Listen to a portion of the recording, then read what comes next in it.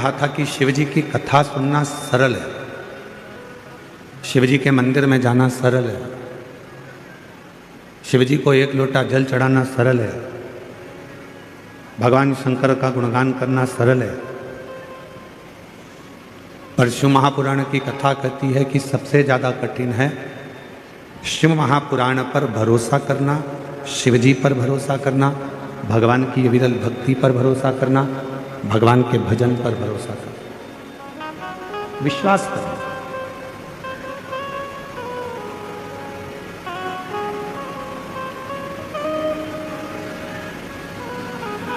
आपका भरोसा कितना है?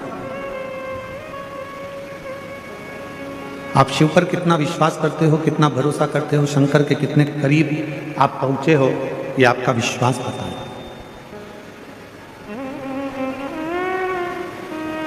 एक कथा शिव महापुराण की बड़ी सुंदर है। माता पार्वती जी अपना घर छोड़कर अपनी सहेलियों के साथ में, सखियों के साथ में एक पर्वत की कंदरा में, गुफा में प्रवेश कर गए और उसी में माता पार्वती बैठकर शिव जी की साधना करने लगी, भगवान शंकर की भक्ति करने लगी। पहले तप करा, साधना करी, ध्यान लगाया। जब ये सब कुछ कर लिया,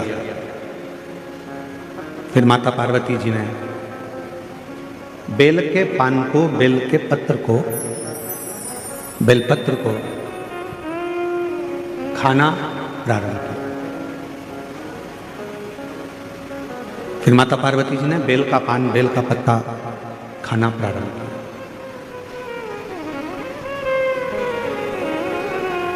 अब सूखे बेलपत्तों को खाती खाती पार्वती मैया दुर्बल हो गई, एकदम दुबली, एकदम दुर्बल। पानी भी नहीं पीती, भोजन भी नहीं करती, कोई फल भी नहीं खाती, केवल बेलपत्र को, केवल बेल के पान को, बेल के पत्ते को, बेलपत्र को खाती।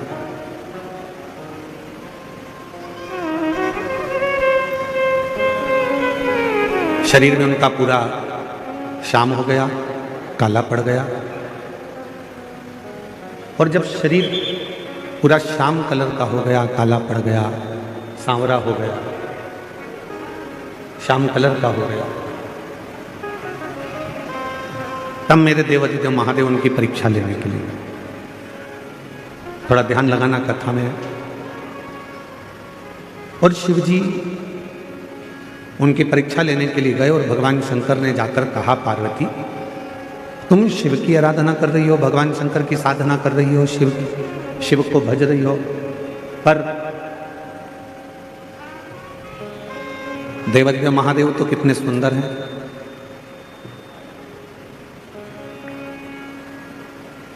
कर्पूर गौरम करुणावतारम संसार सारम भुजगेन्द्र। भगवान शिव तो इतने सुंदर हैं, भगवान शंकर तो इतने सुंदर हैं, इतने सुंदर हैं, और तुम इतनी काली हो गई हो, दुर्बल हो गई हो, पत्ते खाती हो, तो शरीर भी तुम्हारा पूरा दुर्बल हो चुका है, और तुम्हारा पूरा शरीर दुर्बल हो गया।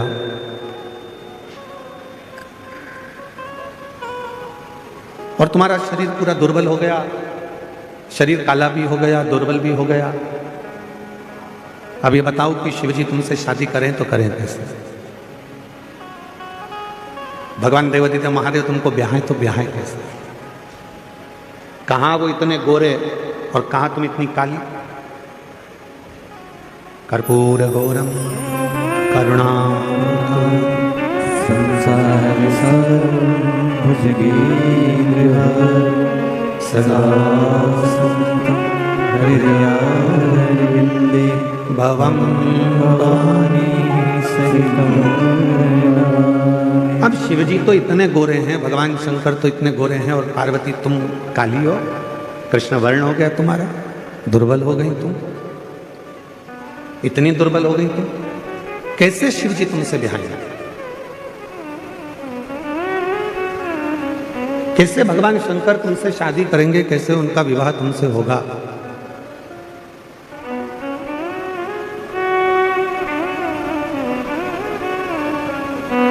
पार्वती जी ने हाथ जोड़े, जो देवादिदेव महादेव आए थे रूप बदलकर, स्वरूप बदलकर, पार्वती जी ने उनके हाथ जोड़े और हाथ जोड़कर माता पार्वती जी बोली कि प्रभु,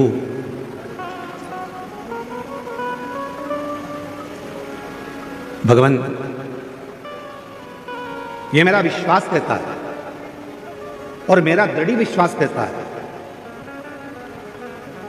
बेलपत्र के पत्ते को खाने से जब तुम मेरे पास आकर मुझे उपदेश दे सकते हो, ज्ञान दे सकते हो, मुझे समझा सकते हो, तो ये मेरा विश्वास कहता है कि एक ना एक दिन बेलपत्र का पत्र मेरे मुख में अगर जाता रहेगा तो मेरे भीतर की इंद्रियां संयमित रहेंगी, और जब भीतर की इंद्रियां संयमित रहेगी तो एक ना एक दिन मेरा महादेव भी मेरे पास में मुझे वरने के लिए जरूर आएगा।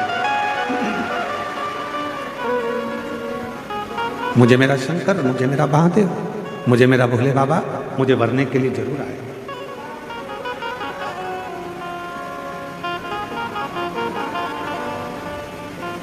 शिव महापुराण की उमा संहिता कहती है, शंकर जी पे चढ़ा हुआ जल का आचमन, शिव जी पे चढ़े हुए जल का प्रोक्षण,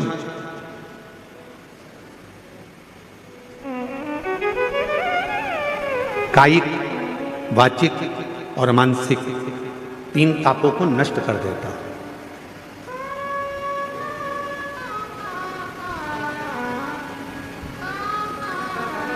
तीन तापों को मिटा देता है,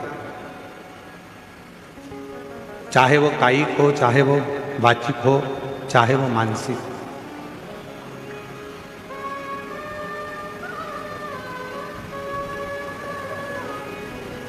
और कोई ये ना कहे कि केवल सीहोर वाले महाराज जी कहते हैं कि शंकर जी पे चढ़ा हुआ जल पीना चाहिए। हम आप सबसे कहेंगे, जितने आस्था चैनल पर सुन रहे हैं, जितने तीनों पंडालों में और पंडालों के बाहर जितने भक्त बैठे हैं, पीछे गेट के बाहर, इधर वहाँ जहाँ तहाँ भक्त बैठे हैं, उन सबसे एक बात कहेंगे, आप हमारी बात पर भरोसा मत करो, आप तो गीता प्रेस गोरखपुर की शिव महापुराण लेकर आओ और उस शिव महापुराण को घर पर एक बार पढ़ कर देखो।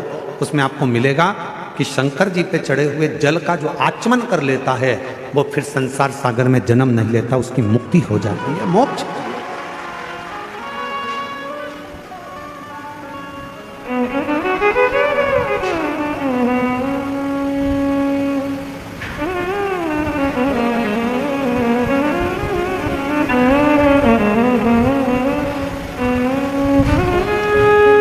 कल डॉक्टर साहब कह रहे थे, श्रीमान सुजय वी.के. पाटिल जी, कहा गुरुजी,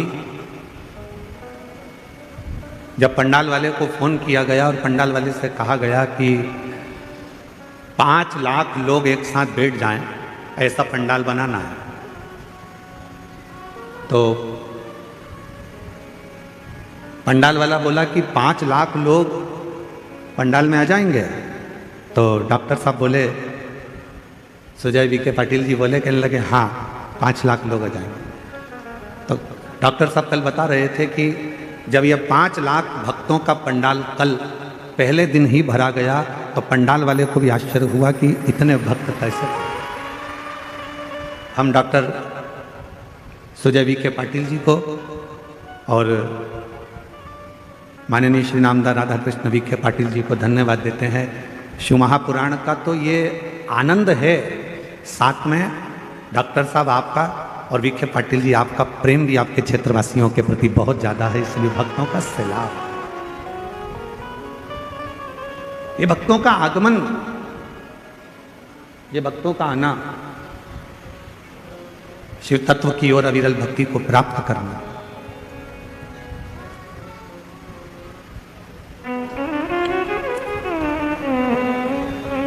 तुमरुका जी ने तो चंचुला देवी को कहा था कि चंचुला, शिव महापुराण की जो कथा है शिव महापुराण की जो कथा है, ये कथा भी शिव को चढ़ा हुआ जल है, भगवान शंकर को समर्पित किया हुआ जल है। बाहर का रिटर्न आ रहा पूरा चौंगों का।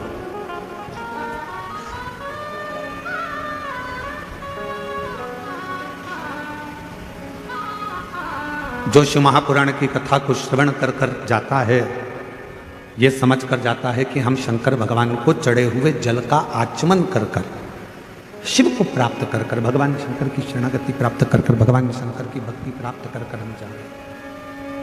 ये प्रेशर बढ़ाओ ना यहाँ का मंच का। हम शिव की अविरल भक्ति को प्राप्त कर कर जा रहे हैं।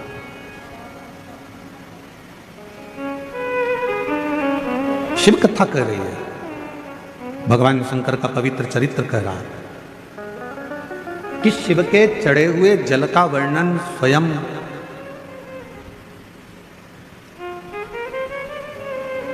यमराज की जो धर्मपत्नी है, यमराज की जो धर्मपत्नी है जिसका नाम है धुमोरना। क्या नाम है उसका? धुमोरना। फिर से बोलो आप लोग, आवाज नहीं आई, डबल से बोलो, धुमोरना। ये यमराज की धर्मपत्नी, ये यमराज की धर्मपत्नी धुमोरना, धुमोरना। और यमराज की धर्मपत्नी धुमोरना ये जल के महत्व को एक बार स्वयं ने, धुमोरना ने पूछा था।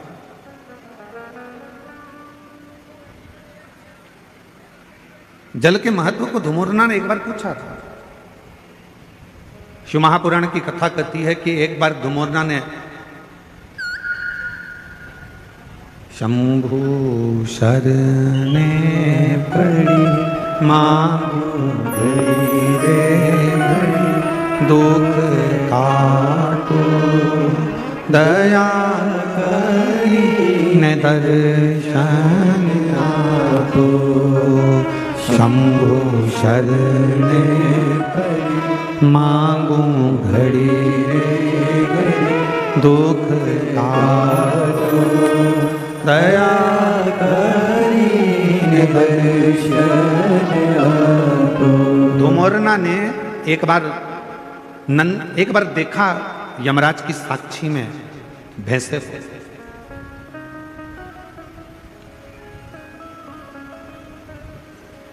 धुमोरना ने देखा कि यमराज का जो भैंसा है, यमराज जिस पर बैठते हैं भैंसा, क्या नाम है उस भैंसे का जिस पे यमराज बैठते हैं? जम के बोलो जरा। यमराज जिस भैंसे पर बैठते हैं, जिस पाड़े पर यमराज बैठते हैं, जिस भैंसे पर यमराज बैठते हैं, उसका नाम क्या है? उसका नाम है पौंड्रक। क्या नाम है? पौंड्रक।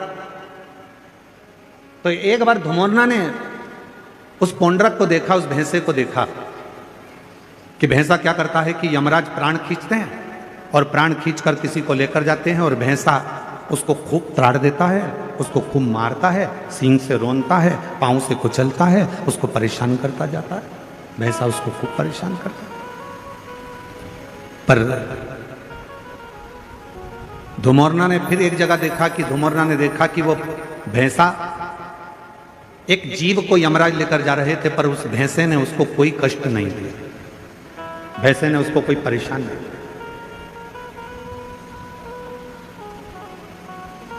अब किसी को तो भैंसा मारता था और किसी को नहीं मारता था, किसी को कष्ट देता था, किसी को नहीं देता था। धुमोरना के मन में, यमराज की धर्मपत्नी के मन में यह बात अड़ गई और यमराज की धर्मपत्नी के मन में यह बात अड़ी और यमराज की धर्मपत्नी ने विचार करा आखिर ये हो क्या रहा। जब यम की आज्ञा है कि कष्ट देना है तो देना चाहिए, फिर ये भैंसा किसी को कष्ट देता है, किसी को नहीं देता है, किसी को अच्छा रखता है, किसी को बुरा रखता है, आखिर ऐसा हो क्यों रहा?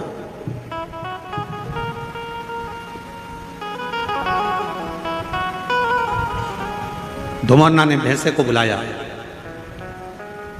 और भैंसे को बुलाकर धुमोरना ने कहा, क्यों रे पौंड्रक, ये बता कि किसी किसी को यमराज जब खींच कर लेकर जाते हैं, प्राण जब छूटते हैं, तो किसी को तो तू बहुत कष्ट देता है, किसी को तो तू खूब मारता है, कष्ट देता है, परेशान करता है, उसको खूब खूब रोनता है, पाँव से भी रोनता है, सींगों से भी रोनता है, किसी किसी को तो बहुत कष्ट देता है।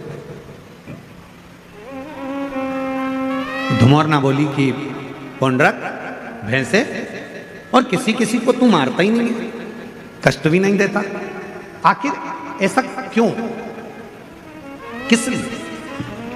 तो भैंसे ने कहा धुमोरना से, माता जी, जब भगवान देवाधिदेव महादेव का रुद्र अवतार हुआ, जब मेरे शंकर भगवान का रुद्र अवतार हुआ, और उनका रुद्र जो अवतार था, क्रोध का जो अवतार था, उस क्रोध के अवतार में मेरा जो जन्म हुआ है, मैं जो भैंसा बनकर पैदा हुआ हूं, वो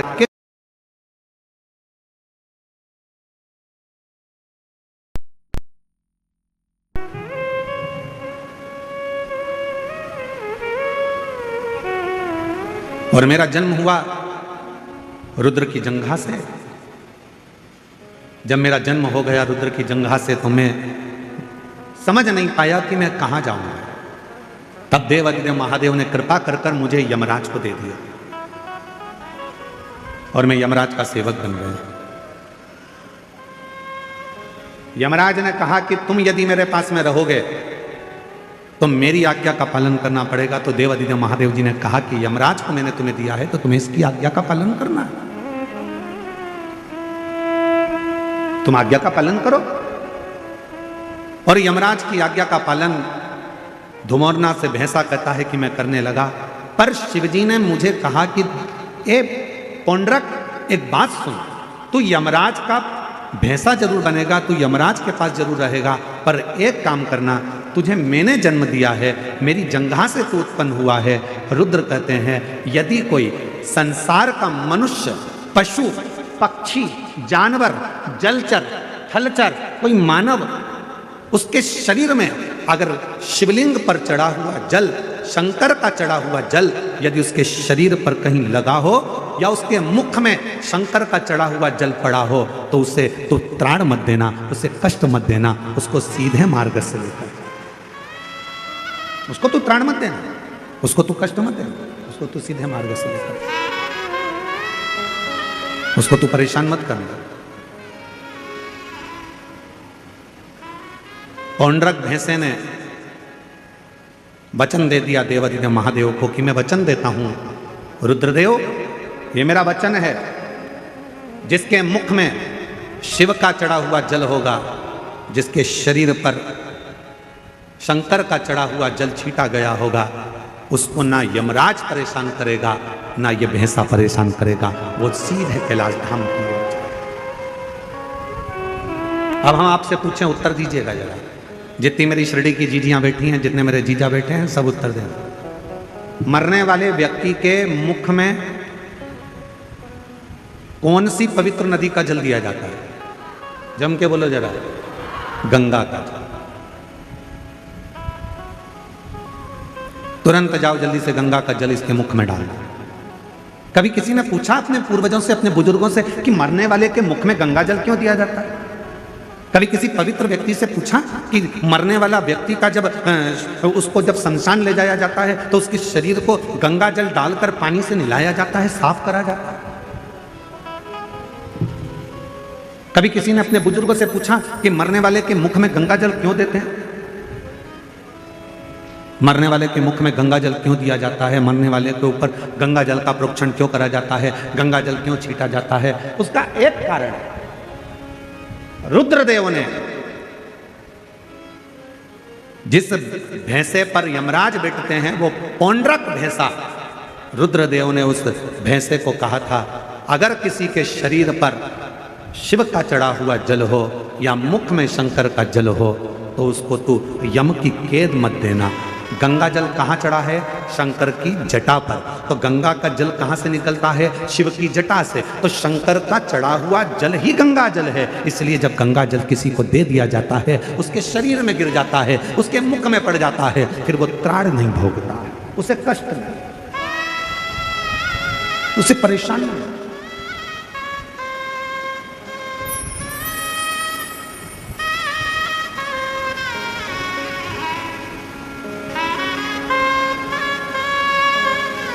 महाराज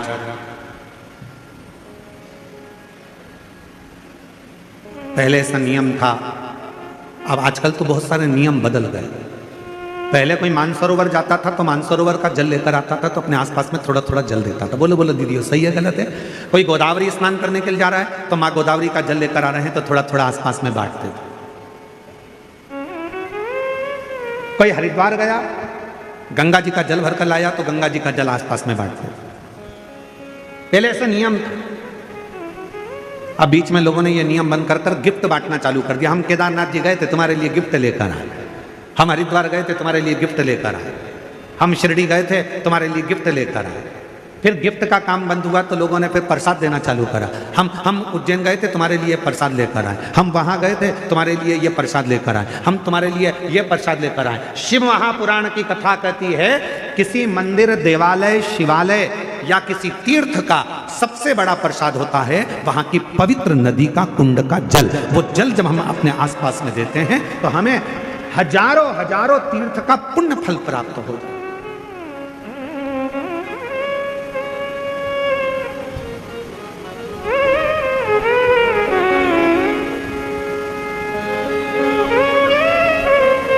उस तीर्थ का जो जल है वो सबसे ज्यादा पवित्र। कहां गए थे भैया? हरिद्वार गए थे, क्या लेकर आए? प्रसाद नहीं लाए। फिर कहाँ गए थे भैया? बद्रीनाथ गए थे, क्या लेकर आए? तो कहा हम कुछ लेकर नहीं आए, हम तो केवल थोड़ा सा माँ अलकनंदा का जल लेकर आए। हम कहाँ गए थे? यमुनोत्री, हम यमुना जी का थोड़ा सा जल लेकर आए। हम कहाँ गए थे? नासिक, त्र्यंबक, हम गोदावरी माँ का जल लेकर आए। हम कहाँ गए थे? तो ओमकारेश्वर, हम माँ नर्मदा का जल लेकर आए। हम कहाँ गए थे? उज्जैन महाकाल, क्या लाए? थोड़ा सा क्षिप्रा महारानी का जल लेकर आए। हम कहाँ गए थे? प्रयागराज, क्या लाए? त्रिवेणी का जल लेकर आए। उस जल की महत्वता पर लोगों ने उस जल की महत्वता को कम कर दिया। कहाँ गए थे? मानसरोवर, क्या लेकर आए? शिव जी का मानसरोवर का जल लेकर आए। थोड़ा थोड़ा सा जल, भले एक बूंद दिया जाए, पर वो जल में दूसरा जल मिलाकर उस जल को जब वितरण किया जाता है तो शास्त्र कहता है, जो मानसरोवर नहीं गया, जो उज्जैन नहीं गया, जो हरिद्वार नहीं गया, जो काशी नहीं गया, जो त्र्यंबक नहीं गया, अगर वहां का जल, पवित्र नदी का जल, कुंड का जल यदि हमारे घर में आ जाता है, हम भले उस स्थान पर नहीं गए, पर वो जल का जब हम प्रोक्षण करते हैं, आचमन करते हैं, तो हमें उसी तीर्थ का पूरा पुण्य फल उसी क्षण प्राप्त हो जाता है। अब आजकल का जमाना थोड़ा दिखावे का हो गया, तो लोग कहते कहाँ गए थे साहब? तो कहा हम यहाँ गए थे, हम वहाँ से गिफ्ट लेकर आए। हम शिरडी गए थे, वहाँ से तुम्हारे लिए गिफ्ट लाए। हम वहाँ त्र्यंबक गए थे, गिफ्ट लाए। उज्जैन गए थे, गिफ्ट लाए। गिफ्ट नहीं,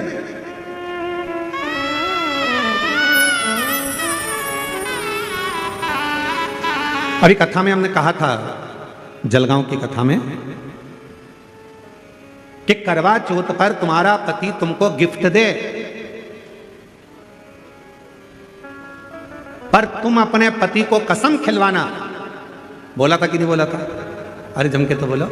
तुम अपने पति को सौगंध दिलवाना करवा चौथ के दिन कि तुम मुझे गिफ्ट दे रहे हो, चलेगा, पर मुझे भी एक गिफ्ट चाहिए कि तुम कसम खाओ, सौगंध खाओ कि जब भी गाड़ी चलाओगे तो हेलमेट जरूर लगाओगे। जब भी गाड़ी चलाओगे तो हेलमेट, ये गिफ्ट दो मुझे कि क्योंकि तुम हो तो मेरा घर है, तुम हो तो परिवार है, तुम हो तो मेरा कुटुंब है, तुम हो तो मेरे बच्चे हैं, और तुम हो तो मेरे। हेलमेट लगाओ, 4 व्हीलर गाड़ी चलाओगे सीट बेल्ट लगाओ, ये शपथ दिलवाओ।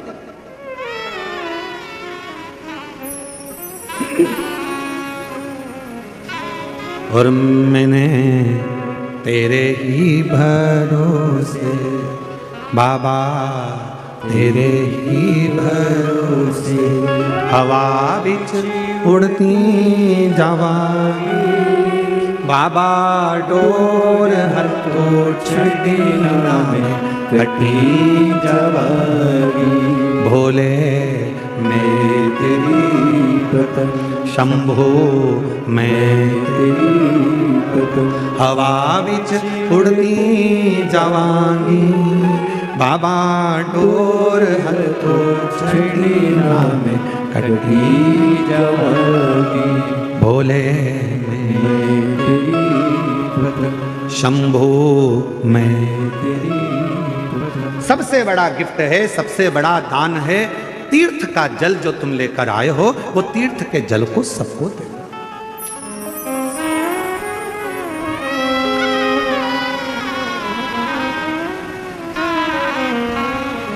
मुख में गंगा जल हो, ब्रज का बंसी बट हो। मुख में गंगा जल हो, ब्रज का बंसी बट हो। मेरा काशी वाला निकट हो, जब प्राण तन से निकले। मेरा काशी वाला निकट हो, जब प्राण तन से निकले। काशी वाला क्यों निकट हो? क्योंकि माता पार्वती जी ने शिव जी से 2 वर मांगे थे काशी में। पहला वर काशी में मांगा था माता पार्वती जी ने कि जिस पति पत्नी में झगड़ा हो उसमें प्रेम बहुत बढ़े। इसलिए आज भी पति पत्नी का आपस में झगड़ा होता है तो उनमें प्रेम बढ़ता है। पति झगड़ा कर जाता है, ऑफिस से आते से ही पूछता है क्यों तेरी मम्मी कहां गई, तुरंत पूछता, मतलब झगड़ा समाप्त, प्रेम। और पार्वती जी ने दूसरा वर मांगा था शिव जी से कि काशी में जो मरेगा उसको गुरु मंत्र तुमको देना पड़ेगा, काशी में मरने वाले को मोक्ष मंत्र आपको देना पड़ेगा। इसलिए शास्त्र की रीति है, हमारे यहाँ काशी खंड स्कंद पुराण का वर्णन करता है कि काशी में मरने वाले के कान में भगवान शंकर तारक मंत्र प्रदान कर देते हैं और वो तारक मंत्र सुनते से ही काशी में मरने वाला फिर जन्म नहीं लेता, वो शिव का गण बनकर शंकर के धाम में शिव के आनंद में रहता है। फिर वो जन्म मरण के प्रपंच से छूट जाता है, फिर वो जन्म मरण के प्रपंच से मुक्त हो गए, मुक्त।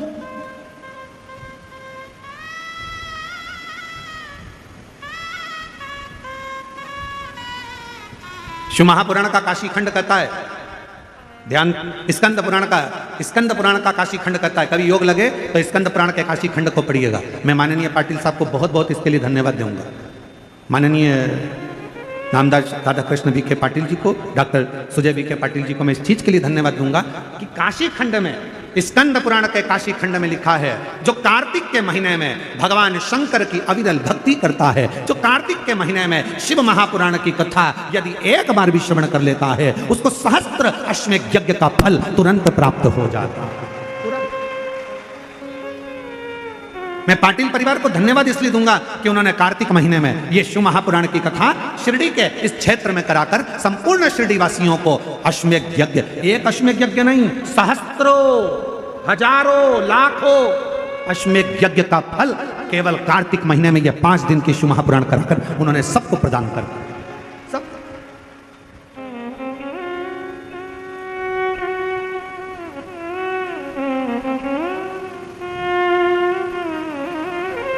जब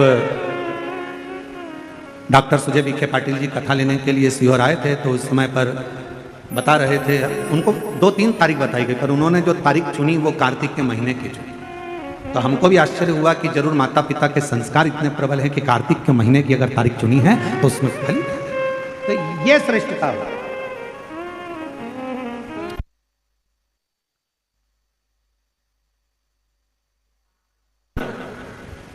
तो हमने जब डॉक्टर सुजय विखे पाटिल जी जब कथा लेकर चले गए तो हमने बाद में आशीष को कहा, हमने कहा जरूर सुजय विखे पाटिल जी ने स्कंद पुराण पढ़ के रखी होगी तो उनको काशी खंड याद होगा कि कार्तिक महीने में कथा सुनने से हजारों यज्ञ का फल प्राप्त होगा।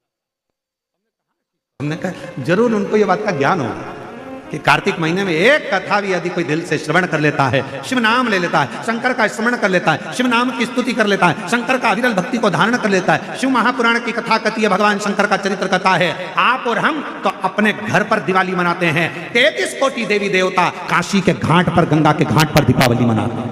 काशी के घाट पर दीपावली का पर्व मनाया जाता है।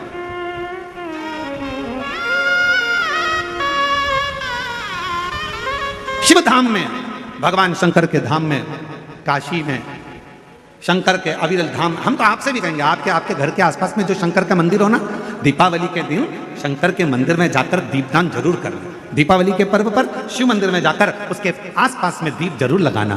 क्यों? आपको वही फल प्राप्त होगा जो काशी में देवताओं ने दीप जलाकर प्राप्त किया, वही।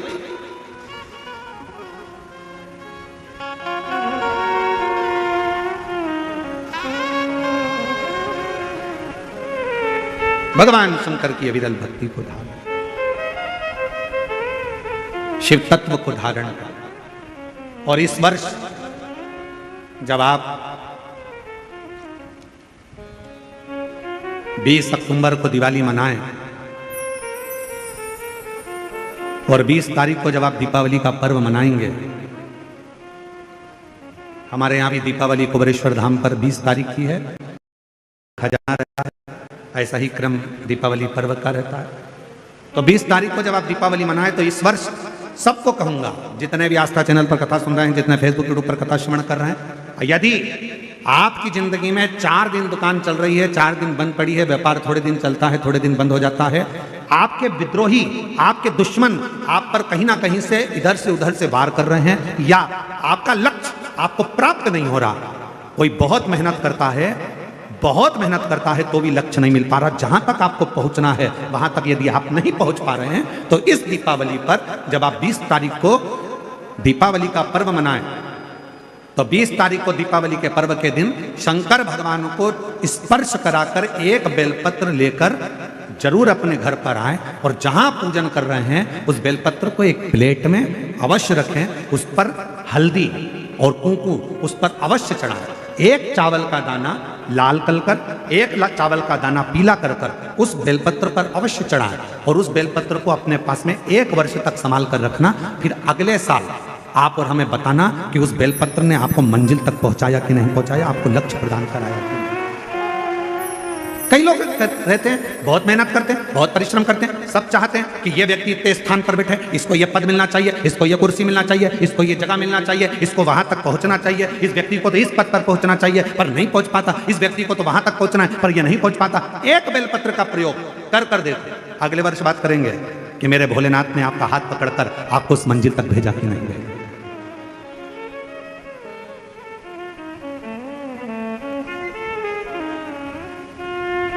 कई व्यापारी, कई किसान कह देते हैं, अरे गुरुजी हमारी फसल पिट गई, अब की बार हमारी जो पिक थी वो पूरी की पूरी पिट गई, हमारा पानी ने बेकार कर दिया, हमारा इसने बेकार कर दिया, हमारा उसने बेकार कर दिया। बेचारा किसान कर्जे में होता चले जाता है, तकलीफ में होता चले जाता है। हम उनसे भी कहेंगे एक बार प्रयोग कर देखिए, एक बेलपत्री का दीपावली की रात्रि को, और अब की बार दीपावली का पर्व 20 अक्टूबर को जो मनाया जा रहा है, 20 अक्टूबर दीपावली पर्व के दिन एक बार प्रयोग कर देखिए कि वो बेलपत्र शिव जी को लगाया हुआ क्यों, क्योंकि भगवान शंकर ने माता लक्ष्मी को जब भगवान विष्णु को दिया था, क्योंकि माता लक्ष्मी की माँ ख्याति देवी तो लक्ष्मी जी का विवाह शिव जी से करना चाहती थी, पर शंकर जी ने मना कर दिया था कि मैं विवाह नहीं करूंगा, इनको तो नारायण को दे दो। तो लक्ष्मी जी को भगवान शंकर ने जब यहाँ आया तब माता लक्ष्मी ने वर दिया, भगवान शंकर से प्रार्थना करी आप मुझे आज्ञा करो। शंकर भगवान ने कहा जिस दिन तुम पृथ्वी पर भ्रमण करने के लिए आओ और जिस स्थान पर बेलपत्र विराजमान हो उस स्थान पर तुम सदा विराजमान हो जाओ, वहां से फिर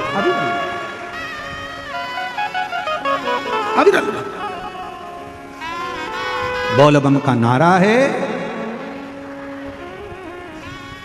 इतना धीमा बोलोगे तो शिरडी वालों कल्याण तुम्हारा।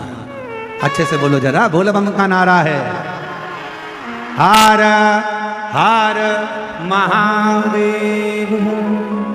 शिव तत्व की प्राप्ति,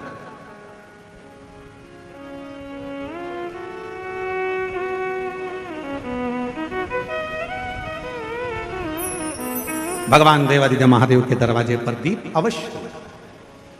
हमारे यहाँ कुबेरेश्वर धाम पर लोग दिवाली मनाने के लिए जब आते हैं, दीपावली पर्व के लिए जब आते हैं, खजाने के लिए जब आते हैं, तो भक्ति के साथ, अविरल भक्ति के साथ शिव तत्व को प्राप्त करने के लिए। और शिव क्या ना दे, भगवान शंकर क्या ना दे, तेरी कृपा बिना न हिले एक भी ले, सांस तेरी कृपा से तनु बखान क्या करूं मैं, राखों के ढेर का चपटी भगोत में खजाना कुबेर का। उसके स्पर्श मात्र राख का हो जाता है, स्पर्श मात्र एक भभूत का हो जाता है, तो वो भस्म भी करोड़ों का धन बन जाता है, वो भस्म।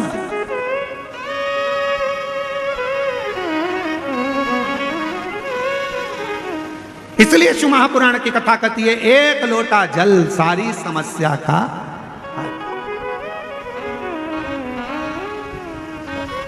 एक लोटा जल लेकर शिव मंदिर जरूर जाओ।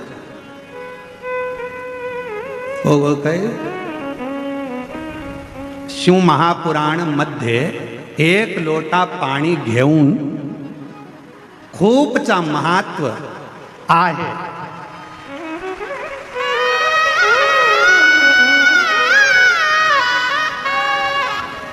शिव महापुराण में एक लोटे जल का बड़ा महत्व बताया है, बड़ा महत्व।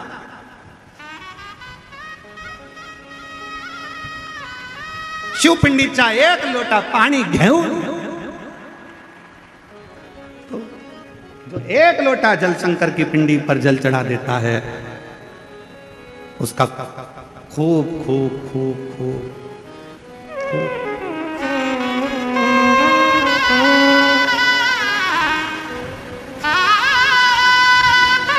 और तेरी कृपा का क्या है भरोसा, कब किस पर हो जाए, जरा सी हम पर कर दो, जरा सी हम पर कर दो। तेरी कृपा का क्या है भरोसा, कब किस पर हो जाए, जरा सी हम पर कर दो, जरा सी हम पर कर दो। जिस पर भी हो गई तेरी कृपा करुणा वो भव पार हुआ, भव पार हुआ। पापी हो चाहे जितना उसका भी बाबा उद्धार हुआ, उद्धार हुआ। गिद्ध अजामिल गणिका जैसे तेरे मन को भाए, जरा सी हम पर कर दो, जरा सी हम पर कर दो। तेरी कृपा का क्या है भरोसा, कब किस पर हो जाए, जरा सी हम पर कर दो, जरा सी हम पर कर दो। तेरी कृपा का क्या है भरोसा, कब किस पर हो जाए, जरा सी हम पर कर। ये उसकी उदारता, ये उसकी करुणा है, ये उसकी कृपा है, ये उसकी दया है। आप दिल से उसको पुकारो, वो दिल से झोली भरता है। आप दिल से पुकारो, दिल से कहो उसको, दिल से विनय करो उसको, दिल से निवेदन करो उसको, वो सुनेगा, आएगा, देगा, झोली भरेगा, जाएगा। तो शंकर भगवान पर चढ़े हुए जल की महत्वता शिव महापुराण की कथा कहती है। भगवान शंकर का पवित्र चरित्र कह रहा है कि मरने वाले व्यक्ति के मुख में गंगा जल क्यों दिया जाता है। आपके बच्चे पूछें, आपके रिश्तेदार पूछें तो उनको बताना कि शिव महापुराण में वर्णन आता है, स्वयं यमराज की धर्म पत्नी धुमोरना ने यह प्रश्न स्वयं जिस पर यमराज बैठते हैं उस भैंसे से, उस पौंड्रक से पूछा, भैंसे से कि तू किसी को कष्ट देता है, किसी को नहीं देता।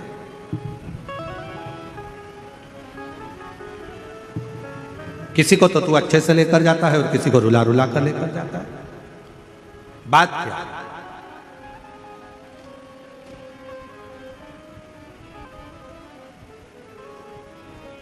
क्या बात है? तो भैंसे ने कहा कि मैंने शिव जी ने, शंकर भगवान को मैंने वचन दिया, क्योंकि मेरे देवाधिदेव महादेव ने तो मुझे यमराज को दिया।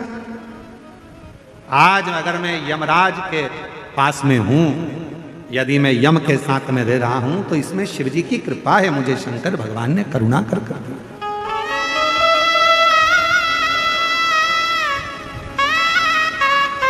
ये शिव की उदारता से मुझे मिला।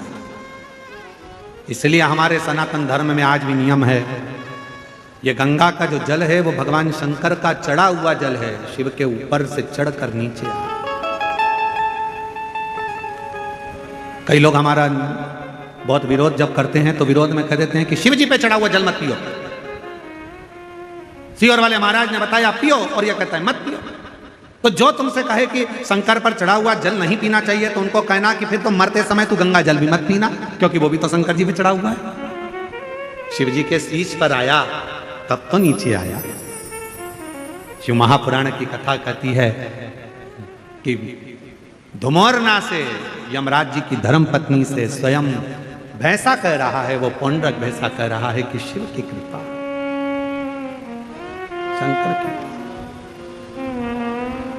कहा जिसके ऊपर शंकर का चढ़ा हुआ जल का प्रोक्षण हो, जो शिव का चढ़ा हुआ जल का आचमन कर ले, कहा उसको फिर कोई नरक के भोग ना भोगना।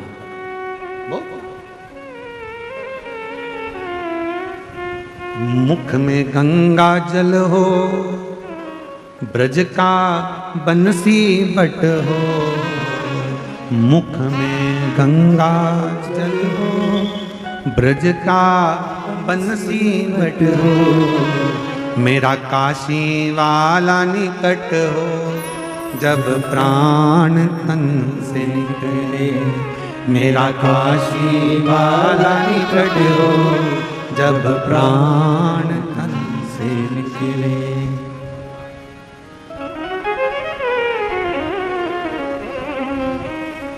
हे भोलेनाथ, हे भोलेनाथ, इतना तो करना भोले, जब प्राण तन से निकले।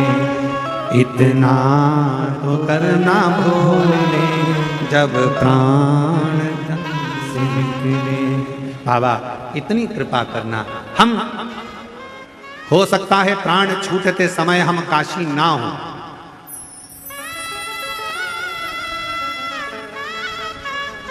हो सकता है प्राण छूटते समय हम काशी ना हो, पर यदि हमने शंकर भगवान आपको एक लोटा जल चढ़ाया है तो इतनी कृपा जरूर करना, हम भले काशी में ना हो पर काशी वाला हमारे करीब में जरूर हो। ऐसी ऐसी काशी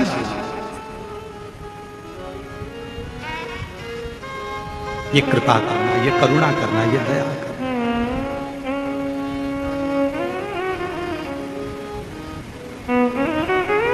यमराज की जो धर्मपत्नी है ना,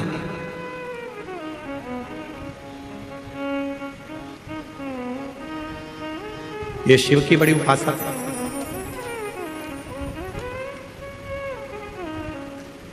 ध्रुमोर्ना दक्ष प्रजापति की बेटी है। शंकर भगवान की धर्म पत्नी भी, माता सती भी दक्ष प्रजापति की बेटी है। कामदेव की धर्म पत्नी रति भी दक्ष प्रजापति की बेटी है। यमराज की धर्म पत्नी वो भी ध्रुमोर्ना भी दक्ष प्रजापति की बेटी है। महाराज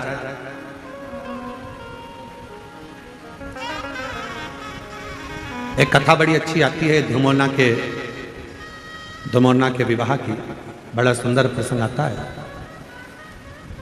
कि ध्रुमोर्ना ने अपने पिता दक्ष प्रजापति से निवेदन करा, और ध्रुमोर्ना ने अपने पिताजी से निवेदन करा कि मेरा जो हाँ विवाह करो, जो मृत्यु को जीत ले, जो मौत को विजय प्राप्त कर ले, जो मृत्यु पर विजय प्राप्त कर ले, उससे हमारा विवाह। ध्रुमोर्ना ने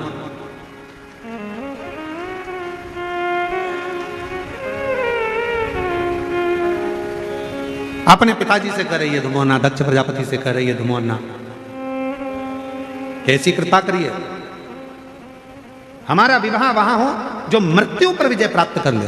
तो इतने में दक्ष प्रजापति ने विचार करा, ठीक है, अगर आप ऐसा कहते हो तो आपके लिए हम वही वर ढूंढेंगे जो मृत्यु पर विजय प्राप्त कर ले। तो उनके लिए उसी समय पर दक्ष प्रजापति ने यमराज को लाकर खड़ा कर दिया। तो ध्रुमोर्ना ने देखा कि यमराज, इसका तो पूरा स्वरूप बड़ा कृष्ण है, काला है और भयंकर स्वरूप है। तो इतने में ध्रुमोर्ना ने कहा कि पिताजी इनसे विवाह, तो कहा ये यमराज है, इससे विवाह कर लो। ध्रुमोर्ना ने अपने पिताजी का कहना माना, हाँ भर ली। शादी के मंडप में ध्रुमोर्ना पहुंच गई। जरा ध्यान से सुनना, शादी के मंडप में ध्रुमोर्ना पहुंच गई, और शादी के मंडप में जैसे ध्रुमोर्ना पहुंची,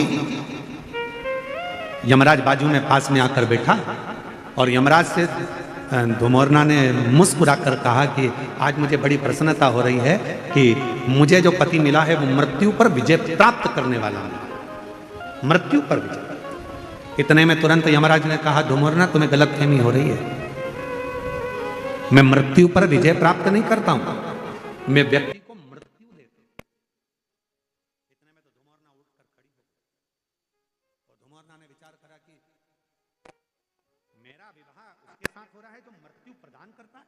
और मैंने तो अपने पिताजी से कहा था कि जो मृत्यु पर विजय प्राप्त करे मेरा विवाह उससे होना चाहिए। इतने में तुरंत यमराज ने कहा कि मृत्यु पर मैं विजय प्राप्त नहीं कर सकता, पर धुमोरना मृत्यु पर तो केवल एक है जो विजय प्राप्त कर सकते हैं, पर उनका विवाह माता सती के साथ, तुम्हारी बहन के साथ हो चुका है, और वो देव अधिदेव महादेव हैं जो मृत्यु पर विजय प्राप्त कर लेते।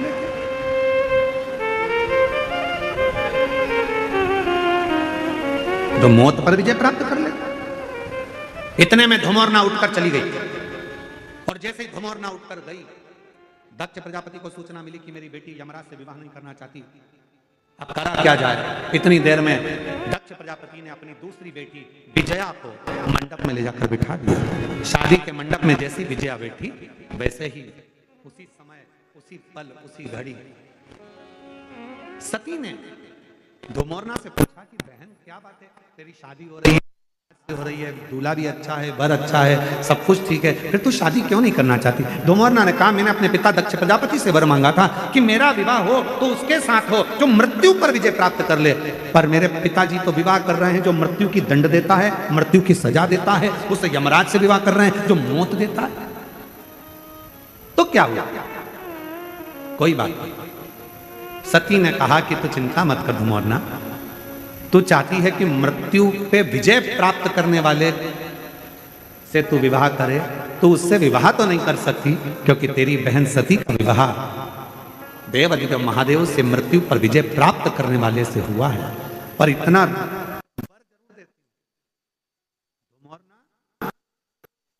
तेरा पति मृत्यु लोक में जाकर जिस व्यक्ति के प्राण को लेकर जाएगा यमलोक में,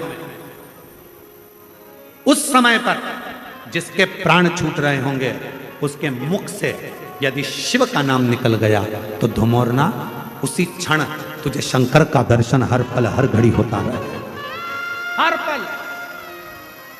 और उसका वर क्या प्राप्त होगा, उसका फल क्या प्राप्त होगा। शिव महापुराण की कथा कहती है श्री शिवाय नमस्तुभ्यम, ओम नमः शिवाय, ओम ओम नमः शिवाय, ओम नमः श्री शिवाय नमस्तुभ्यम बोलने वाला, ओम नमः शिवाय बोलने वाला, हर हर महादेव बोलने वाला, बोल बम का नारा है बाबा है सहारा है, ऐसे उच्चारण करने वाला, शिव तत्व को गुंजायमान करने वाला, शंकर के नाम को लेने वाला जब अपने प्राणों को छोड़ता है और उसके मुख से यदि भूलवश भी शिव का नाम निकल जाता है तो धुमोरना शिव जी का दर्शन करती है और यमराज से प्रार्थना करती है, आप इस जीव को जब लेकर आओ तो नरक लेकर मत जाना, इसको बैकुंठ छोड़कर आना, वहां देव का इंतजार करो, वहां देव का इंतजार करो।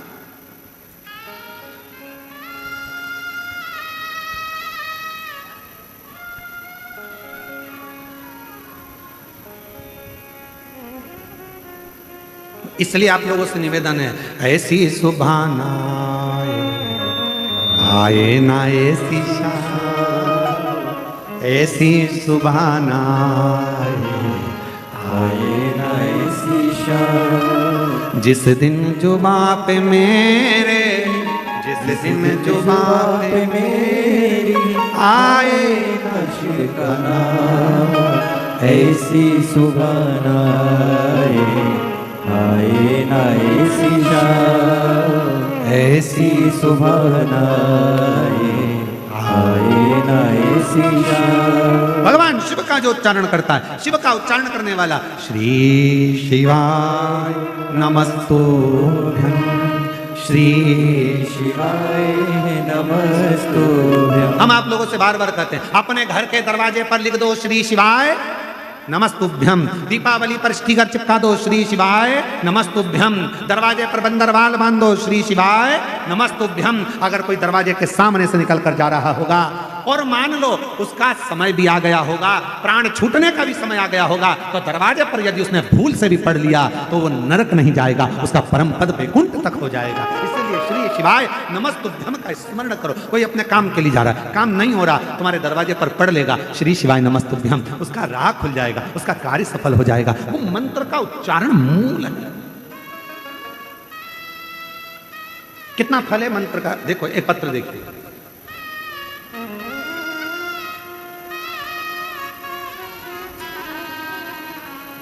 वनिता प्रताप सिंह परदेशी, गांव गोटी, तालुका इंगतपुरी, जिला नासिक, महाराष्ट्र से।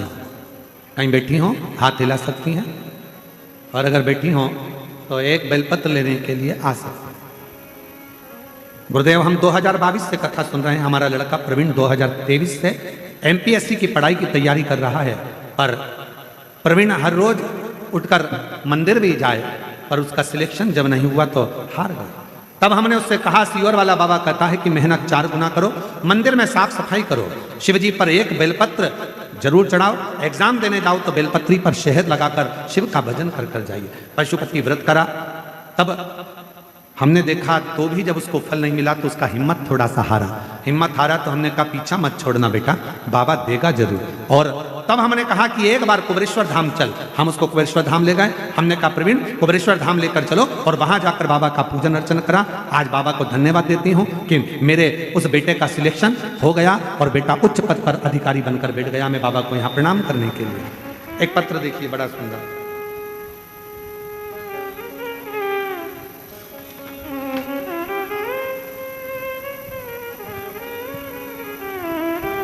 मेरा नाम सो कल्पना सूर्यभान चित्ते, महाराष्ट्र के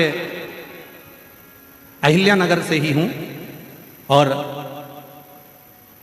अहिल्या नगर गांव महाकालवाड़, जरा पढ़ो, जरा पढ़ के बताओ। महाकालवा गांव, ठीक है, श्री रामपुर अहिल्या नगर से। बाबा, मेरी शादी को 22 साल हो गए थे, पर मुझे संतान नहीं हुई। बाबा, मेरे यहाँ बच्चा नहीं था, संतान का सुख नहीं था। बहुत सारे दवाखाना दिखाए, लेकिन उसका कोई फायदा नहीं हुआ। हमने सभी आशा छोड़ दी थी। तभी एक सूरज की किरण जैसे खबर मिली, जो मैं आज बताने जा रही हूँ। मेरी बहन गुरु ननंद ने बताया कि भोले बाबा की कथा में जाओ, वहाँ बाबा सभी समस्या का हल करते हैं। हम नहीं जान पाए। तब उसने कहा, सियोर वाला महाराज कथा करता है, उसके पंडाल में बैठकर यदि कथा सुने, उसकी मिट्टी को पेट पर लगाए तो गर्भ जरूर ठहरता है। हमने विश्वास नहीं करा। जब इतने डॉक्टर फेल हो गए तो ये मिट्टी क्या करेगी। हम जलगांव चले गए, वहां की मिट्टी को पेट पर लगाया, 40 गांव की कथा भी सुनी, और 40 गांव की कथा सुनकर हम आए। पशुपति व्रत करा, सफेद आंकड़े की जड़ का प्रयोग करा। आज बाबा की कृपा से 23 साल के बाद बाबा ने मेरी गोदी भर दी। मेरे यहाँ 23 साल के बाद औलाद हो गई। मैं बाबा को प्रणाम करने के लिए, कहीं बैठी हो तो हाथ हिला सकती हैं। मेरा नाम सो कल्पना सूर्यभान चित्ते, जिला अहिल्या नगर, तहसील श्री रामपुर, गांव का नाम डेस डेस डेस, महाराष्ट्र, ठीक है। कहीं बैठी हो तो आ सकती हैं। एक बेलपत्र। अगला पत्र देखिए।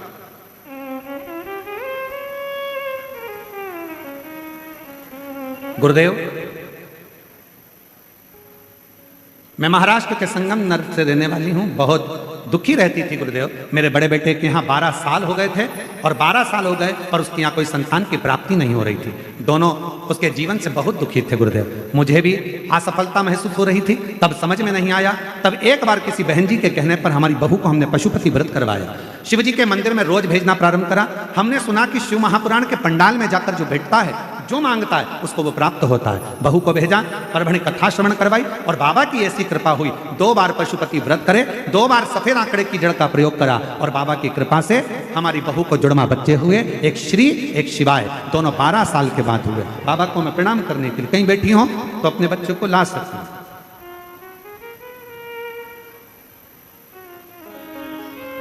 गुरुजी, मेरा नाम कल्याणी बलबीर सिंह जनवीर है। हम गांव सोनई, तालुका नेवासा, जिला अहिल्या नगर की रहने वाली हूँ। 1 लोटे जल का मैं क्या वर्णन करूं गुरुदेव। मेरा बेटा सुयश 4 साल का हो गया, पर डॉक्टर कहते थे यह बोलेगा नहीं। उसकी वाणी नहीं थी, बोल नहीं पाता था गुरुदेव, उसके मुख से शब्द नहीं निकलता था। हमने सारे डॉक्टरों का इलाज करवाया, पर उसकी आवाज नहीं आई। बड़े परेशान हो गए। तब हम 7 नवंबर 2024 को सीहोर गए, और वहां जाकर हमने कंकर शंकर की पूजन करी, और 1 रुद्राक्ष लेकर आए। रुद्राक्ष को तांबे के लोटे में गलाकर शिवजी को जल चढ़ाना प्रारंभ किया। उस जल का आचमन मेरे बेटे को कराती। अब मेरा बेटा स्कूल भी जाता है और बोलना भी प्रारंभ कर दिया। मैं बाबा को यहाँ प्रणाम करने के लिए, कहीं बैठे हो तो आ सकते हैं। और तेरी कृपा का भरोसा कब किस पर हो जाए जरा सी। एक पत्र और बड़ा सुंदर है, कविता पाटिल शिरडी से हैं।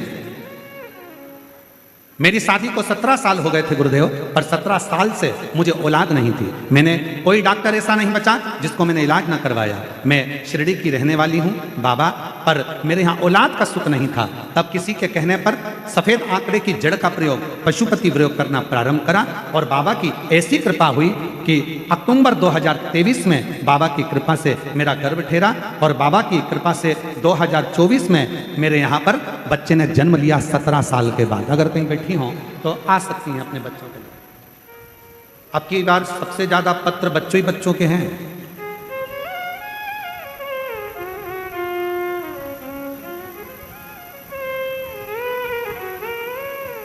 एक और पत्र है, मनोज राय सोनी नासिक से हैं।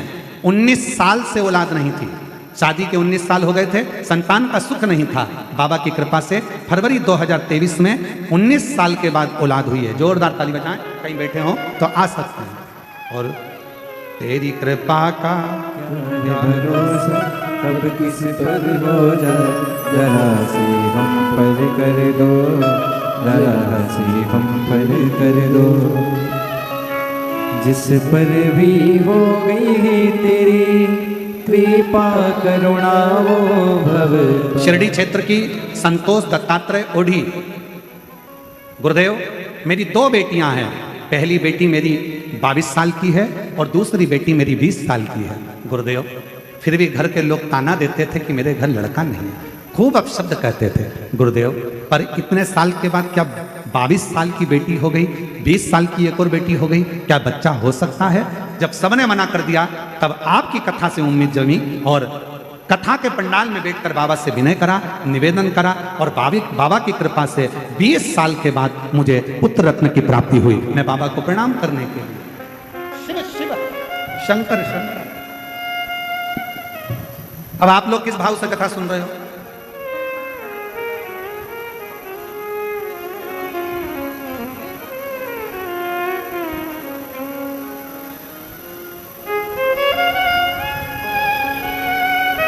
कार्तिक का महीना, शिव महापुराण की कथा, शिरडी का पवित्र क्षेत्र और यह पवित्र शिव महापुराण की कथा, जिस प्रार्थना को करने के लिए दुनिया के सभी लोग इस पवित्र पावन कथा के पंडाल में पहुंचते हैं, उस प्रार्थना को आप भी साथ में निवेदन करें, विनय करें। सभी लोग साथ में बोलें बाबा को हृदय से।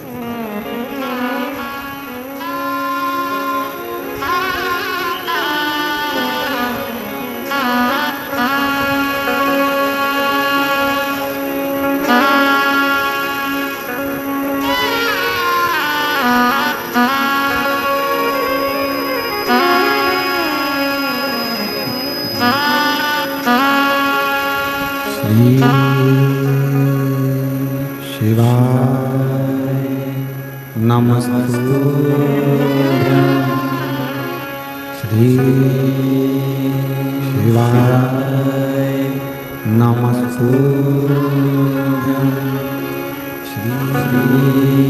श्री शिवाय नमस्तुभ्यं, श्री शिवाय नमस्तुभ्यं, श्री शिवाय नमस्तुभ्यं। भोला सब दुख काटो हमारा, ओ भोला सब दुख काटो हमारा। शिव शंकर जप तेरी माला, भोले बाबा जप तेरी माला। भोला सब दुख काटो हमारा, ओ भोला सब दुख काटो हमारा। देश है मंगल मंगलकारी, देश है मंगल मंगलकारी, शमशान वासी हमारा, शमशान वासी हमारा, ओ भोला सब दुख काटो मार, ओ भोला सब दुख काटो मार।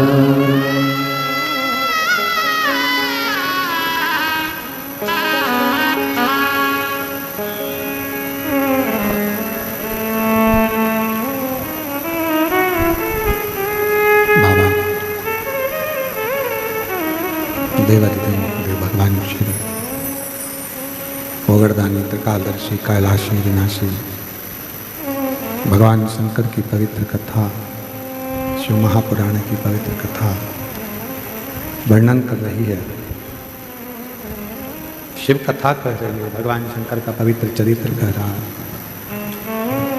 शिव महापुराण की कथा वर्णन कर रही है।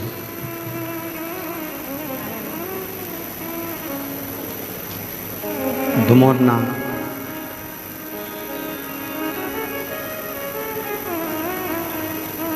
जब धुमोरना ने विवाह नहीं करना चाहा यमराज के साथ में, और धुमोरना मंडप को छोड़कर दूर जाकर खड़ी हो, माता सती ने धुमोरना को समझाया,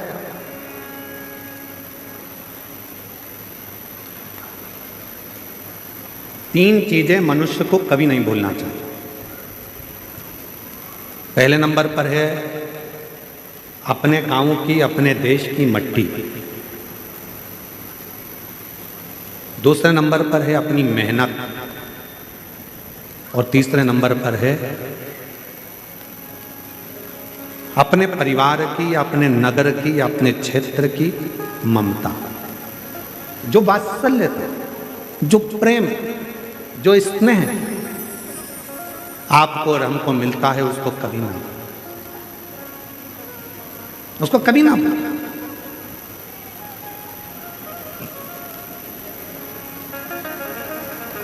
एक पत्र कोई माया शंकर गायक हैं, उन्होंने लिखा है सुजय दादा के लिए। इतने सारे पत्रों में आधे से ज़्यादा पत्र ऐसे हैं जो सुजय दादाजी के लिए लिखे हैं। इससे यह मालूम पड़ता है कि कथा करवाने वाले जो डॉक्टर साहब और वी.के. पाटिल जी जो हैं, इनका प्रेम कितना होगा। पत्र बहुत सारे ऐसे, कितनी सारी बातें इन पत्रों में लिखी गई है कि हम इसलिए भी ज़्यादा पत्र नहीं पढ़ते क्योंकि किसी को यह ना लगे कि पत्र इतने पढ़ दिए गुरुजी ने, पर पत्र अच्छा है। मेरा नाम माया शंकर गायके है, कहीं बैठी हूँ माया शंकर गायके जी, आप ही हैं? ऐसे हाथ हिला देगा, वापिस एक बार हाथ हिलाइए। दिख नहीं रहा ना? अच्छा, तो दिख नहीं रहा ना इसमें क्यों नहीं आ रहा? वो दिख नहीं रही ना हमको, इसको दिखाओ, इसमें टीवी में क्यों नहीं आ रहा? हाँ, ऐसे हाथ हिलाओ। हाँ ठीक है। मेरा नाम माया शंकर गायके है, मैं शिरडी की रहने वाली हूँ। आ जाइए, एक बेलपत्र लेकर जाओ। हमारे भैया डॉक्टर सुजय दादा को हम धन्यवाद करना चाहती हूँ। हमारे शिरडी कथा के जो आयोजन करता है मेरे, जब जब दादा मिलते थे तब तब हम दादा को कहते थे कि दादा, हम जहाँ जहाँ कथा सुनने के लिए जाते हैं सब दूर, बहुत दूर बैठना पड़ता है, कथा मिलती है, कई बार नहीं मिलती है, कई बार तो हम लोग वापिस भी लौट कर आ जाते हैं। तो दादा जब जब शिरडी आते थे तब तब हमारी महिलाएं दादा को रोक लेती थी और दादा से कहती थी कि दादा एक बार सीवर वाला महाराज को बुलाओ, कथा सुन। और दादा ने एक ही बात, हमेशा जितनी बार दादा मिले और उन्होंने एक ही बात कही, गुरुजी दादा हमेशा कहते थे कि मुझ पर विश्वास रखो, एक दिन मैं सीवर वाले महाराज को लेकर आऊँगा शिव महापुराण की कथा। गुरुजी, मैं दादा को धन्यवाद देती हूँ कि दादा आप जैसा भाई सबको मिले जो विश्वास के साथ काम करते हैं और विश्वास जो दिलाते हैं वो पूर्ण करते हैं। गुरुजी, कई पंडालों में कथा सुनी, पर जो यहाँ का वैभव, यहाँ की व्यवस्थाएं हैं, मैं उसका क्या बताऊं। ये एक पत्र और किसी बहन ने लिखा, हम बहुत सारे पत्र नहीं पढ़ते, आदरणीय पत्र थोड़ा सा मराठी भी है, थोड़ा हिंदी भी है, ठीक है। जहाँ मराठी आएगा मैं चुप हो जाऊँगा, तुम पढ़ लेना, ठीक है, और जहाँ हिंदी आएगा मैं पढ़ लूँगा। आदरणीय नामदार श्री राधा कृष्ण विखे पाटिल जी, पत्र पढ़ रहे हो ना, टीवी पे दिख रहा है, एलईडी वेलईडी पर आ रहा है कि नहीं आ रहा है? नहीं आ रहा है क्या? थोड़ा इसको चलाओ भाई। राधा कृष्ण विखे पाटिल जी व युवा नेतृत्व डॉक्टर सुजय दादा विखे पाटिल जी यांच्या प्रयत्नांतून, ठीक है, शिव महापुराण कथा शिर्डी नगरी यांचे, कुछ गड़बड़ हो जाए तो तुम समझ लेना, ठीक है। यांचे आई, मतलब इनके माध्यम से ये कथा शिरडी में आई, ठीक है। मुझे पत्र लिखना नहीं आता हिंदी में, फिर भी मैं प्रयास कर रही हूँ, तो मैं भी प्रयास कर रहा हूँ पढ़ने का। तो मुझे भी मराठी नहीं आती, पर मैं भी प्रयास कर रहा हूँ, आप भी प्रयास करो। तो कहीं बैठी है क्या, ये क्या नाम है इनका,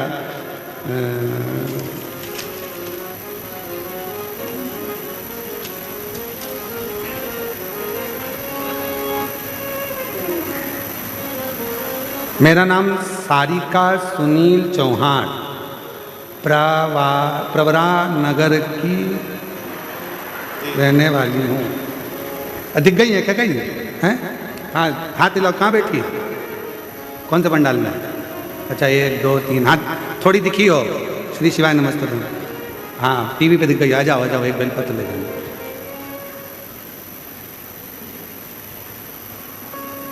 डॉक्टर सुजय दादा विखे पाटिल जी, गुरुजी युवान बच्चों का नेतृत्व करते हैं, और हमको ऐसा लगता है कि दादा ने जो ये कथा करवाई है इतनी विशाल, आज शंकर भगवान उनको ऐसा वर देकर जाएंगे कि वो किसी उच्च पद पर बैठकर हमको फिर कथा सुनाएंगे।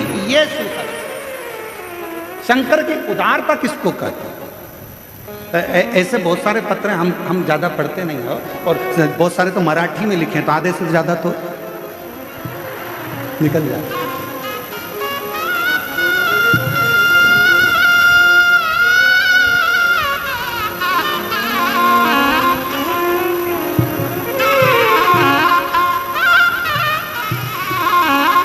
और शिव भक्ति, शिव महापुराण की कथा कहती है, मट्टी, मेहनत और ममता, ये 3 जो व्यक्ति कभी नहीं भूलता, मेरा देव अधिदेव महादेव उसका हाथ कभी नहीं छोड़ता।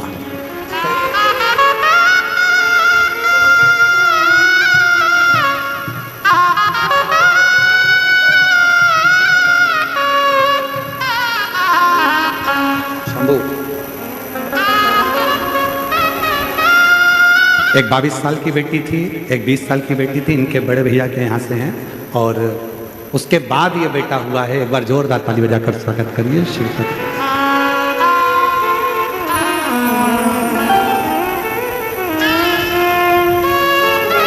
ठीक है बेटा,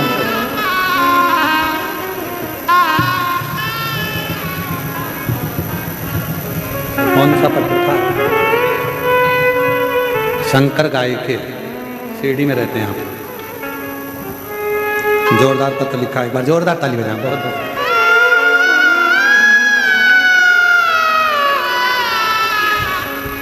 अरे अब तो रोक के नहीं कहोगी दादा को कि कथा, बाबा ने कथा करा दी। एक बार जोरदार ताली बजाकर साधुवाद। शिव तत्व इसी को कहते हैं। दीदी ने पत्र में लिखा, हम सारी महिलाएं, हम सारी जीजियां दादा को रोक लेती, सुजय भैया को, और उनसे हमेशा कहती, और बाबा की कृपा से कथा कर सकते। एक बार दोनों हाथ उठाकर बड़े प्रेम से हार हार महादेव, ये शिव की उदार। तो सुधोरमा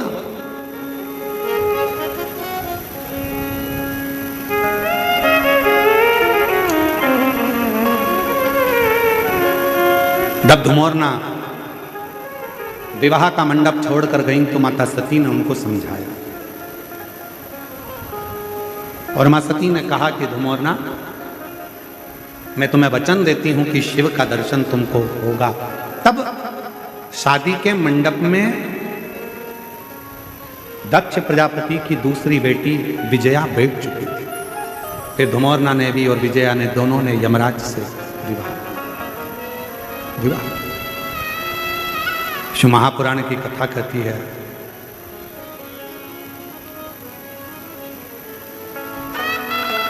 कि जब मनुष्य के मन में जो पाने की ललकता होती है वो मनुष्य उसको पा ही लेता है।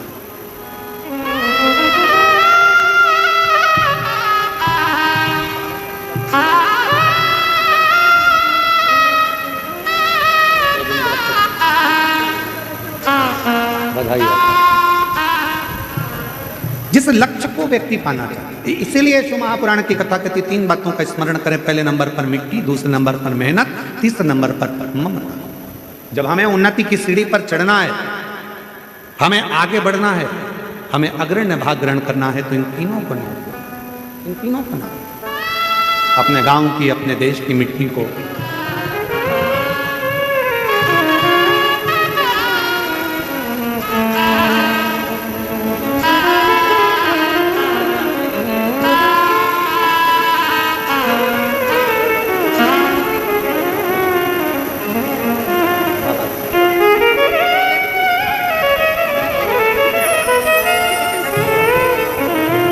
शिव कथा कर रही है, भगवान शंकर का संवाद कर रहा है शिव महापुराण।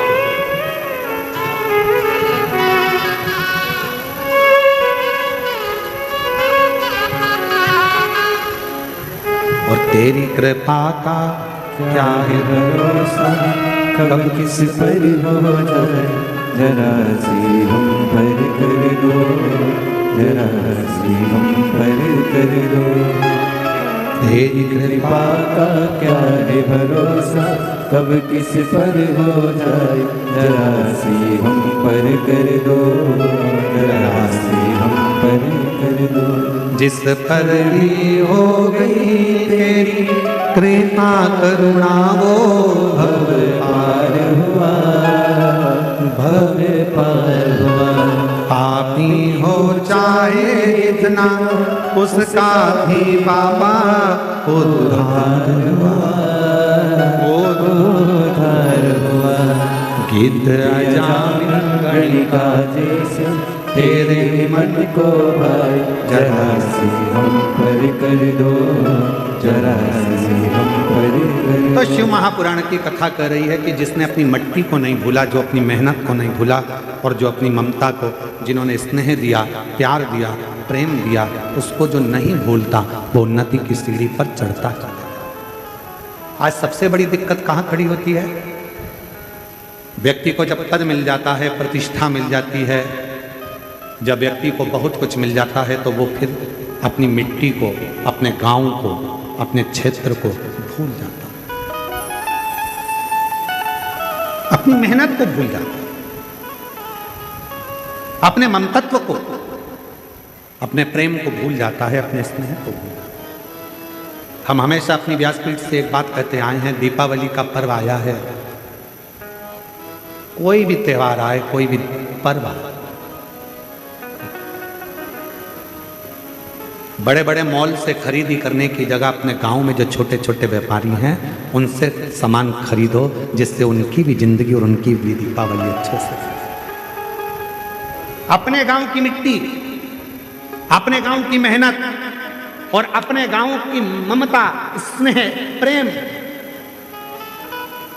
ये बड़े बड़े मॉलों में नहीं मिलेगा। आप जिस गांव में रहते हो, जिस नगर में रहते हो, वहाँ के छोटे छोटे व्यापारी तैयारी करके रखते हैं, दिवाली आई है, सामान बिकेगा। कोई ठेला लेकर फूल की माला बेच रहा है, कोई दरी बिछाकर, चटाई बिछाकर छोटे छोटे दिए बना बना कर मट्टी के बेच रहा है, और तुम विदेश का सामान खरीदो और मालूम पड़े अपने देश का धन दूसरे देश में जाए, तो ये भारत विकसित नहीं हो पाएगा। इस भारत को विकासशील बनाने के लिए अपनी मट्टी, अपनी मेहनत और अपने मातृत्व भाव को स्मरण रखना।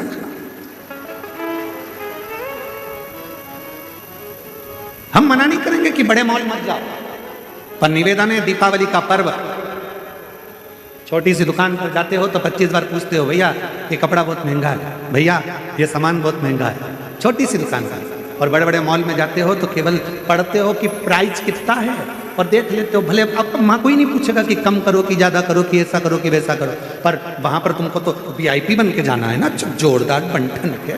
जो सामान मिलेगा उठा के रखते जाओगे, रखते जाओगे, रखते जाओगे, उसने बिल बना कर दे दिया, उतना की उतना पैसा देकर आ जाओगे। पर अपने गाँव में जब छोटी सी दुकान पर जाते हो, मोल भाव करते हो। मोल भाव करना मतलब थोड़ा सा प्यार तुम्हारा दुकान वालों को और दुकान वालों का थोड़ा सा प्यार तुम्हारे पास आता है। अपनी मट्टी की गंध और अपनी मेहनत का फल लेकर जब तुम अपने घर आते हो, किसी के घर पर तुम्हारे 1 रुपया ज़्यादा जाने से अगर किसी गरीब बड़े के यहाँ दिया जल जाए तो समझ लेना कि दीपावली का पर्व मन गया। दीपावली इस दीपावली पर एक नियम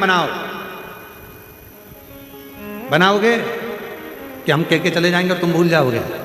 अरे बोलो तो जम के रहे शिरडी वालों, बनाओगे? कौन कौन बनाएगा? जरा हाथ उठाओ जरा। सब बना रहे हो नियम? हाँ बनाओ, हम भी बनाए।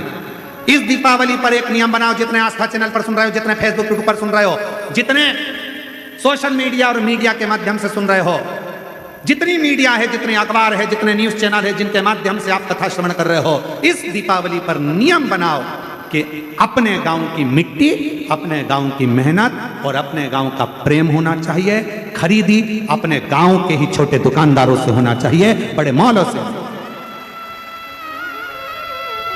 अपने गांव का पैसा अपने गांव में रहे, अपने शहर का पैसा अपने शहर में रहे, अपने नगर का पैसा अपने नगर में रहे, तो अपना गांव और विकसित होगा, अपना शहर और विकासशील होगा, और विकसित।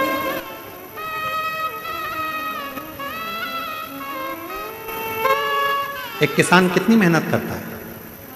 एक किसान अनार लगाता है, एक किसान संतरा लगाता है, मौसम्बी लगाता है, एक किसान मक्का लगाता है। कितनी मेहनत करता है। मेहनत कर कर उसको फल तो थोड़ा सा मिलता है, पर जो लेने वाला है वो लेकर जाता है और उसको करोड़ों का बना लेता है। तो किसान क्यों भूखा रहा है? किसान क्यों कमजोर है? थोड़ी मेहनत अपने को करनी है, थोड़ा परिश्रम, विकसित। स्वदेशी अपनाओ,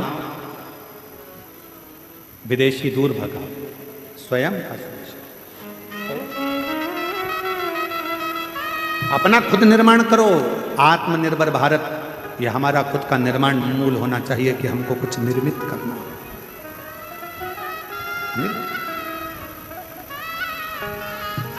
और देख लिया संसार हमने देख लिया, सब मतलब के यार हमने देख लिया।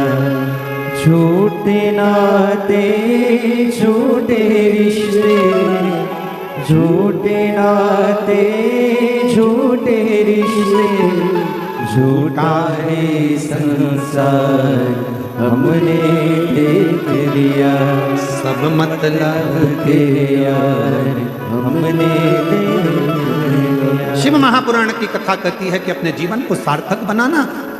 हम कई बार कह जाते हैं, लोगों को हमारी बात का बुरा लग जाता है, फिर बाद में लोग अपशब्द कहते हैं, ताना कसते हैं, गालियां देते हैं, पर किसी की गाली से हमको कोई फर्क नहीं पड़ता। पर सत्यता कहते हैं, घर में लक्ष्मी पूजन कब सार्थक है? घर में दीपावली की लक्ष्मी पूजन कब सार्थक है? तो शिव महापुराण की कथा कहती है, तुम्हारे घर की लक्ष्मी जब प्रसन्न होगी, जब तुम्हारे घर की बहू और बेटी की रक्षा होगी और उसको सम्मान मिले। मालूम पड़े घर की बहू को सम्मान ना मिले और लक्ष्मी को घर में बुला रहे हो तो बहू का आदर नहीं कर पा रहे तो लक्ष्मी का आदर कैसे होगा? मालूम पड़े घर में बेटी का आदर नहीं कर पा रहे तो फिर लक्ष्मी का आदर कैसे होगा? नियम बनाओ, अपने भीतर एक विश्वास प्रकट करो कि लक्ष्मी पूजन पे मैं अपनी बहू को, अपनी बेटी को, घर की नारी को, घर की स्त्री को सम्मान दूंगा। जब घर की नारी का सम्मान होगा तो लक्ष्मी माता तो खूब कृपा करेगी, टूट मान होगी, खूब करुणा। हम आदर ही नहीं कर पा रहे। हम उनका सम्मान ही नहीं कर पा रहे।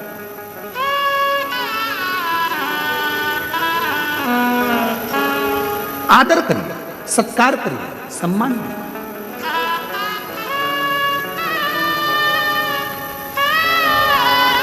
बहुत गहराइयों में जाना पड़ता है। स्वयं ब्रह्मा जी भगवान विष्णु जी के सामने जाकर कहते हैं कि यह पूरी सृष्टि का निर्माता मैं हूं, चलाने वाला मैं हूं और संहार करता मैं हूं। तब भगवान नारायण ने कहा, ब्रह्मा जी गलत बात, ये विचार ना करें। प्रभु आपकी कृपा से सब काम हो रहा है, भोले आपकी कृपा से सब काम हो रहा है। करते हो भोले बाबा मेरा नाम हो रहा है, करते हो डमरू वाले मेरा नाम हो रहा है। भोले आपकी कृपा से सब काम हो रहा है। शंभु आपकी आपकी कृपा से सब काम हो रहा है। ब्रह्मा जी के मन में ये भाव आ गया। ब्रह्मा जी को लगा कि सृष्टि का निर्माता मैं हूं, ब्रह्मा जी को लगा कि सृष्टि चलाने वाला मैं हूं, ब्रह्मा जी को लगा कि सृष्टि को बनाने वाला मैं हूं। इतने में भगवान विष्णु के मुख से निकल गया कि ब्रह्मा जी इस तरह की बात मत करो। सृष्टि का निर्माता, सृष्टि का संहार करता, सृष्टि को चलाने वाला स्वयं भगवान विष्णु कह रहे हैं शिव महापुराण में कि इसको चलाने वाला, इसको बनाने वाला, इसको रचने वाला तो केवल एक है और वो देवाधिदेव महादेव शिव है, उसके सिवा कोई नहीं, केवल शिव, केवल शिव।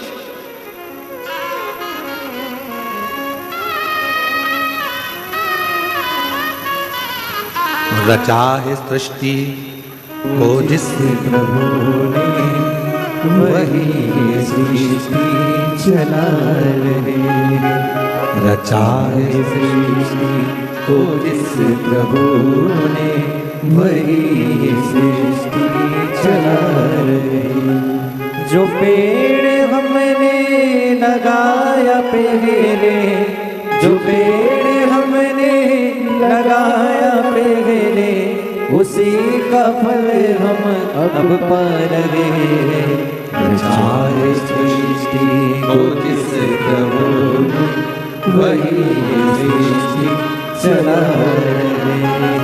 रचाए सृष्टि को जिस प्रभु ने वही सृष्टि चला रहे हैं। ब्रह्मा जी आप गलत कर रहे, गलत कर। हे ब्रह्मदेव, सब कुछ करने वाला मेरा देव अधिदेव महादेव, सब कुछ। ब्रह्मा जी ने कहा मैं नहीं मानता। एक बड़ा सा पर्वत था जिसको भगवान ब्रह्मदेव और भगवान विष्णु दोनों ने घुमाना प्रारंभ कर दिया। दोनों। और ब्रह्मा और विष्णु ने जब घुमाना प्रारंभ करा, वो पर्वत जब घूमा तो उसमें अग्नि का घर्षण हुआ और एक शिवलिंग प्रकट हुआ। शिवलिंग जब शिवलिंग प्रकट हुआ तो पूछा ब्रह्मा जी ने भगवान विष्णु से कि ये कौन है? तो भगवान नारायण ने कहा यही शिव है, यही शंकर है। और निवेदन करूं शिरडी की इस पवित्र भूमि से कि भगवान को पहचानना सबसे कठिन काम है। जिस दिन दुनिया के लोग परमात्मा को पहचान गए तो समझना कि शिव है। आज कई लोग एक लोटे जल को नहीं पहचान रहे कि एक लोटा जल क्या कर सकता है।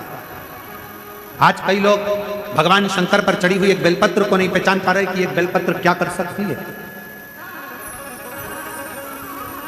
आज कई लोग श्री शिवाय नमस्तुभ्यम महामंत्र को नहीं पहचान पा रहे कि इस मंत्र के उच्चारण से कितनी बीमारियां ठीक हो सकती हैं, कितने रोग, कितनी तकलीफें, मन की अशांति, मन का क्लेश व्याधि केवल इस मंत्र के उच्चारण से समाप्त हो जाता है।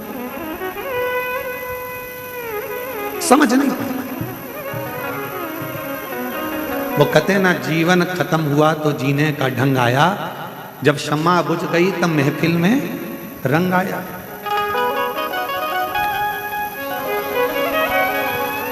लोग समझ नहीं पाते। जब फिर बाद में समझ में आता है कि शंकर पर चढ़ा हुआ जल कितना कार्य करता है। इन पत्रों के माध्यम से जितने पत्र यहाँ आए हैं ना, एक एक पत्र का यदि आप अध्ययन करें तो एक एक पत्र में ऐसी ऐसी बातें लिखी गई हैं कि जिनको पढ़कर आप अपनी जिंदगी को सार्थक, क्या ऐसा हो सकता है? क्या ऐसा? अब आप विचार करो कि 23 साल तक जिस माता को बच्चे ना हो, 23 साल तक जिसको औलाद ना हो, तो डॉक्टर ने कह दिया कि इसको बच्चे नहीं होंगे, सारी आस छोड़ दी, और उसको 23 साल के बाद क्या बच्चा हो सकता है? जरा विचार करिए। किसी को 55 साल पे हुआ, एक जगह पर महिला की उम्र 55 वर्ष हो गई थी और तो भगवान ने बच्चा दिया। क्या हो सकता है? कब? जब विश्वास प्रबल। किसी ने पूछा, क्यों गुरुजी, विश्वास का क्या मतलब होता है? हमने कहा, जहां मतलब होता है वहां विश्वास ही नहीं होता। लोग पूछते हैं कि विश्वास का क्या मतलब होता है? हम कहते हैं जहां मतलब है वहां विश्वास ही नहीं है। मतलब की जगह पर विश्वास नहीं होता, और जब विश्वास होता है तो कोई मतलब नहीं होता। फिर तो केवल देवाधिदेव महादेव होता है, शिव होता है, और अपने भीतर की एक आकांक्षा, एक इच्छा जो शिव पूर्ण कर दे। ब्रह्मा जी ने कहा, मैं नहीं मानता कि ये शिव है, मैं ऊपर जाता हूं, आप नीचे जाओ। भगवान नारायण पताल में गए शंकर जी का चरण ढूंढने के लिए। नहीं, भगवान ब्रह्मदेव ऊपर गए, गौ माता को लेकर आ गए, केतकी के पुष्प को लेकर आ गए, और ब्रह्मा जी ने आकर भगवान नारायण के सामने कह दिया कि मुझे भगवान शंकर का सिर मिल गया। झूठ बोल दिया। शिव का मस्तक, शिव का चरण, शिव के चरणों की धूल, शिव चरणारविंद की रज मिलना बहुत कठिन। किसी ने कहा, बहुत कम होते हैं जिन्हें शिव चरणों में प्रेम होता है। बहुत कम होते हैं जिन्हें शिव चरणों में प्रेम होता है। जिनको प्रेम होता है शिव के चरणों में, उसका फिर बार बार जन्म नहीं होता है। फिर वो जन्म नहीं, सारे जन्म मरण के प्रपंच से छूट जाता है। जन्म और मृत्यु के प्रपंच से वो छूट गया, मुक्त हो गया।